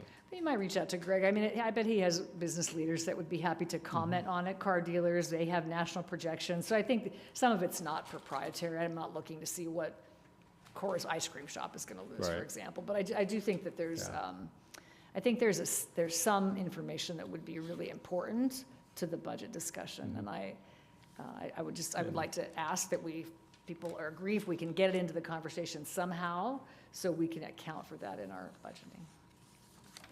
Others okay with that? Okay, so that's all. Thank you. Thank you. Yep. Diane? Yeah, I just have one item. And last week, the Fresno County Board of Supervisors unanimously passed an ordinance regarding copper wire theft. And in some of the reporting from it, there was a quote that Fresno County Supervisor Nathan Magzig said county officials hope other jurisdictions will follow suit and adopt similar laws throughout the region. And I reached out to our staff, to our city manager, city attorney, and police chief to kind of get their thoughts on it. Police Chief Fleming indicated that any tools in the toolbox are good. So I would like to see if that is a conversation that we can have. There is some question about the prosecution side of it, but if we are willing to bring it forward as an agenda item, that would give our city attorney time to kind of formulate our opinion and thoughts on that, and see if that's something that we can work through and kind of participate with our county people. I know the Sheriff Zanoni supported it and that, so I would just like to see if there's consensus that that's a conversation we would be willing to have. Good. Oh. I think it's. Go ahead, Matt. I'm just saying, the ordinance itself is more of a, I don't know that it's something that we can enforce, but I'm not opposed to it by any means. I mean, anything that you can have, it's a tool that Exactly. helps. You still gotta have probable cause and do all those kind of things. So it's not like we're going out there and saying, as officers, you now get to, pull over a car because you think it has copper wire in it. Nope. There's gotta be probable cause and all those kind of things. that go with Yeah, So it still follows basic. I think that's some of the misconfusion from the county side of it, but, I mean, obviously, I support anything we can do to stop theft. Diane, I wanted to push a little further and say, do we want to move and go ahead and just bring a copper ordinance instead of discussing it, which I think we all will agree already, but actually let's just bring the ordinance forward, have staff draft that ordinance so that way we can accept it or reject it instead of, oh, okay, we're just talking, see if we want the ordinance, and then we go, oh yeah, there's 3 of us who want it, and then now it'll come back at the second meeting. I would love to just bring an ordinance. Yeah, I just wanted to make sure there was room for city attorney to kind of weigh in on the process and make sure. Hey, just bring an ordinance because we want to support this. And if it's something in which I think we can just look at the nuts and bolts and actually discuss it instead of being a little bit vague. The only thing I would say is we should all have the same ordinance in Fresno County. It shouldn't be that hard. It should be just whatever there's. I guess I don't want to live in a county with 15 different ordinances on copper wire because that seems even more problematic. So I think if we are going to say we're all in for them and we should just take what their language is Right. and 15 cities should adopt it and we should call it a day. I think that would be my opinion. Yeah, and I don't know if there was any difference, because I believe the city of Fresno had at least a similar ordinance that they passed unanimously last week. So I don't know if there was any differentiation between the county version and the city of Fresno version. But yeah, whatever we can do to be on board with that. There might be as an city ordinance. realities, they're different than Right, or correct. rural, but It- other yeah. than that, I think it should be the same document, and then if you could get all 15 cities, that'd be great. Yeah. Andy, and Scott, it's pretty clear direction where we actually want an ordinance amendment on, I think as an agendized item. I'll review, along with the chief and police department, both the county ordinance and the city of Fresno ordinance, and maybe we'll take a little bit of both, or whatever we think is best for Clovis. Yes. Keeping in the context of trying to be good neighbors with the other agencies. Excellent. I'll just throw one other thing out there that I gathered from the conversations that I had. And I think, Lynn, maybe you've said it too sometimes, in just kind of advocacy for ourselves. And the fact that the county was going through a workshop and had the city of Fresno as part of that workshop, one of the things that Chief Fleming pointed out to me is that in the city of Clovis, copper wire theft has not been as a significant problem as it was about 8 to 9 years ago, because our city implemented certain things that took care of a lot of the problem. Not to put anything too much out there. We still have certain kind of soft targets, maybe you want to call them, and that.